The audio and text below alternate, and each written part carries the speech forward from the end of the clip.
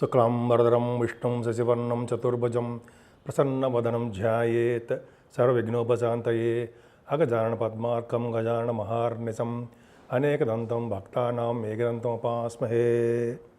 ఓం గం గణపతయే నమః. ఓం శ్రీ మాత్రే నమః.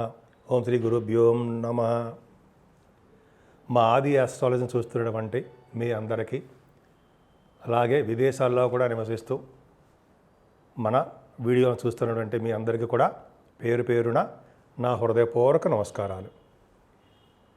ఇప్పుడు మనం మార్చ్ 9వ తారీఖు నుంచి 15వ తారీఖు వరకు కూడా, అంటే 9th to 15th మార్చ్ 2025లో ఈ వారం రోజులు గ్రహ ప్రభావం ఎలా ఉంటుంది, 12 రాశుల మీద ఎలా ఉండబోతోంది ఇప్పుడు మనం తెలుసుకోబోతున్నాం. అంతకంటే ముందర మీ జాతకాలు తెలుసుకోవాలనుకుంటే మీ date of birth, time of birth, place of birth ఉంటే చాలండి.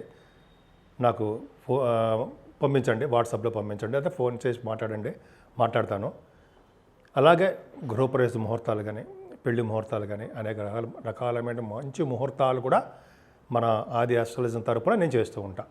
మీకు ఏమాత్రం అవకాశం ఉన్నా చేయించుకోవాలనుకుంటే మన ఆది ఆస్ట్రాలజీని నన్ను సంప్రదించడం సరిపోతుంది. ఈ కింద స్క్రోల్ అవుతుంది కదా, ఆ నెంబర్ ఫోన్ చేయండి. సరే, ఇప్పుడు మనం మార్చి 9th నుంచి 15th వరకు వృశ్చిక రాశి వారికి ఈ వారం బాగానే ఉందండి. అంటే మీ రాశినే గురుడు చూడడం వల్ల, గురు దృష్టి ఉండడం వల్ల, ఈవెన్ దో శని దృష్టి ఉన్నప్పటికీ కూడా వృశ్చిక రాశి వాళ్ళకి సేఫ్గా ఉంటారు. మీకు రావాల్సినటువంటి ధనయోగంలో ఎటువంటి ఇబ్బందులు ఎదుర్కోరు అనేది అర్థమైపోతుంది. ఎందుకంటే ద్వితీయ పంచమాధిపతి ఉండే గురుడు సప్తమ స్థానంలో పర్ఫెక్ట్గా మిమ్మల్ని చూడడమే కారణం. మిమ్మల్ని అంటే మీ రాశిని చూడడమే. అలాగే సంపదల విషయంలో కూడా కుజుడు దృష్టి ఉంది కాబట్టి మీకు సర్వదా సంపదలు వస్తూనే ఉంటాయి. ఎక్కడికి వెళ్ళినా భోజన వసతులు కలుగుతూనే ఉంటాయి. కుటుంబంలో వృద్ధి కలుగుతూనే ఉంటుంది. మీ తమ్ముళ్ళని కలుస్తూనే ఉంటారు. మీ వే ఆఫ్ థింకింగ్ మారుతూనే ఉంటుంది. అలాగే మీరు భరోసా ఇవ్వడానికి, అంటే భరోసా మీ తమ్ముళ్ళకి కానీ మీ స్నేహితులు కానీ ధైర్యాన్ని నూరు పోస్తూ ఉంటారు. షార్ట్ జర్నీస్ ఎక్కువ చేస్తూ ఉంటారు. ఇక్కడ అర్ధాష్టమ శని 4th భావంలో రావి మంచివాడు కాదండి. ఎందుకంటే మీకు తెలుసు కదా, తెలియదే ఉంది, చాలా 2.5 సంవత్సరాల నుంచి మీరు బాధపడ్డా కాదు, మంచి జరుగుతుంది. కాకపోతే ఏంటంటే 4th భావంలో ఈ రవిశని కాంబినేషను మీ నాన్నగారి మధ్యలోనూ మీకు మీ నాన్నగారికి కానీ, అయితే మీ తల్లిగారికి మీకు కానీ చిన్న చిన్న ఇబ్బందులు ఎదుర్కోవడానికి అవకాశం ఉంటుంది. అంటే మీ తల్లిగారికి మీ తండ్రి గారికి ఆరోగ్య విషయంలో మీరు జాగ్రత్త వహించాలి. వాళ్ళకి ఆరోగ్య పట్ల కొద్దిగా ఇబ్బంది ఎదుర్కొంటారు కాబట్టి మీ పేరెంట్స్ విషయంలో మీరే శ్రద్ధ వహించి జాగ్రత్తగా చూసుకోవాలి. ఈ వారం రోజులైనా జీవితాంతం కూడా. సరే, మీకు తెలియదు కాదండి. సరే, ఈ విధంగా చూసుకుంటే రవిశనుల కాంబినేషన్ కొద్దిగా ఇబ్బంది కలుగుతుంది. అంతేకాకుండానండి, రైతులకు కూడా అంత అద్భుతమైన ఫలితాలు ఏమి ఉండవు. వాళ్ళకు కూడా నిరాశ, నిస్పృహ ఎదురవుతూనే ఉంటాయి. కొంతమందికి వాళ్ళ జాతకాల రీత్యా మాత్రమే. అలాగే వాహనాలు కొనుగోలు చేయాలన్నా, గృహాలు కొనుగోలు చేయాలన్నా ఈ టైం మంచిది కాదు. ఏదైనా పంచమ స్థానంలో బుధ శుక్ర రాహువులు, అంటే బుధ శుక్రులకి అసలు ఎక్కడ బలం ఉందండి. శుక్రుడు పరివర్తనలో ఉన్నాడు కాబట్టి, శుక్రుడు గురుడు. ఏదేమైనా పంచమ స్థానంలో రాహు ఉండడం వల్ల, అంటే సర్పదోషం ఏర్పడి ఈ బుధ శుక్రుల కాంబినేషను భగవంతుడికి ఆశీర్వచనం వలన మీ సంతానం కలగడానికి అవకాశం ఉంది. పంచమ స్థానం వలన పుత్రిగా సంతాన యోగం కలగడానికే ఎక్కువ అవకాశాలు ఉన్నాయి. ఏదైనా మీ వ్యాపారాభివృద్ధి ఎప్పుడు నిరంతరము సాగుతూనే ఉంటుంది. ఈ వారంలో మీ ఇంట్లో వివాహ శుభకార్యాలు, మంచి శుభకార్యాలు, వేడుకలు మీ ఇంట్లో జరగబోతున్నాయి. అలాగే మీ భార్యాభర్తల యొక్క అనురాగము, అదృష్టము తోడవుతూనే ఉంటాయి. అష్టమ స్థానంలో కుజుడితో కలిసిన చంద్రుడు మంచివాడా కాదు కదండి. అంటే మీకు 6వ ఇంటి వాడుగా అయ్యాడు. 6వ ఇంటి వాడుగా 8వ ఇంట్లో మంచిదే, కానీ అష్టమంలో కుజుడు తప్పు కదా, తప్పే. కానీ చంద్రుడితో కలిసి ఉన్నాడు. సో అంటే తలవంతలమ్మకు వచ్చే ధనయోగం ఉంటుంది. ఇది ఆరోగ్యం పట్ల మీరు శ్రద్ధ వహించండి.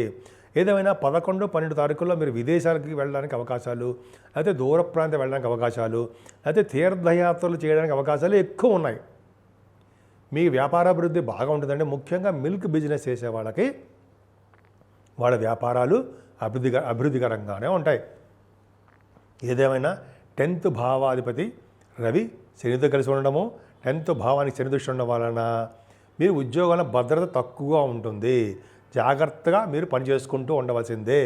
ఎందుకంటే శని దృష్టి దశమస్థానానికి ఉంటే డెవలప్మెంట్స్ తక్కువ ఉంటాయి ఉద్యోగంలో. అంతేకాకుండా మీరు కింద స్థాయి నుంచి పై స్థాయికి రావడానికి అవకాశం ఉంటుంది. అందుకనే గాయత్రి మంత్రం చేసే వాళ్ళకి, సూర్య భగవాన్ ఆరాధన చేసే వాళ్ళకి చేస్తే మీకే చాలా బ్రహ్మాండంగా ఉంటుంది. రియల్ ఎస్టేట్ రంగంలో కానీ సాఫ్ట్వేర్ రంగ ఉద్యోగస్తులకు చెప్తున్నానండి, వాళ్ళు బాగా డెవలప్మెంట్ అవ్వాలంటే గాయత్రి జపము, ఆదిత్య హృదయము, శనీశ్వరి యొక్క పూజలు చేసుకోవడం వల్ల ఖచ్చితంగా మీరు అంటే బాగా డెవలప్ అవ్వడానికి అవకాశాలు ఎక్కువ. డెవలప్మెంట్స్ అంటే ఏంటంటే అభివృద్ధికరంగా ఉండడానికి అవకాశాలు ఎక్కువ. మీకు ఒక్క కేతు చాలడానికి 11 భావంలో అద్భుతం కదా. ఎన్ని గ్రహాలు మీకు యోగించట్లేదు అనుకున్నా, నేనున్నాను అనే కేతు ఒక్కడు మీకు మాత్రము 11వ భావంలో ఉండి గురుడి చేత, కుజుడి చేత చూడబడుతూ చంద్రుడితో కలిసి ఉన్నాడు. అద్భుతం. అంటే రియల్ ఎస్టేట్ రంగంలో ఉన్న వాళ్ళకి, సాఫ్ట్వేర్ రంగ ఉద్యోగస్తులకి, గవర్నమెంట్ సంబంధించిన ఉద్యోగస్తులకి, అంటే ప్రైవేట్ రంగాల్లో చేస్తున్న ఉద్యోగస్తులకు కూడా ఆడవాళ్ళకి చెప్తున్నానండి, మంచి లాభదాయకంగా ఉంటుంది. అంటే ఉద్యోగాలు రావడము, ప్రమోషన్స్ రావడము, మీ వ్యాపారాలు అభివృద్ధికరంగా ఉండడము, కంటిన్యూస్ ఫ్లో ఆఫ్ మనీ ఉండడము, ఇలా రకరకాలుగా మీకు కేతువు యోగిస్తూనే ఉంటాడు.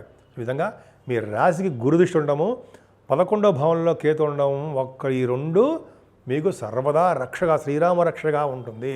అందుకనే ఈ వారం రోజులు కూడా మీరు శ్రీరామచంద్రుని కొలవడం వలన శ్రీరాముని యొక్క రక్ష ఎప్పుడు మీకు తోడుగా ఉంటుంది అనడంలో ఏమాత్రం సందేహం లేదు.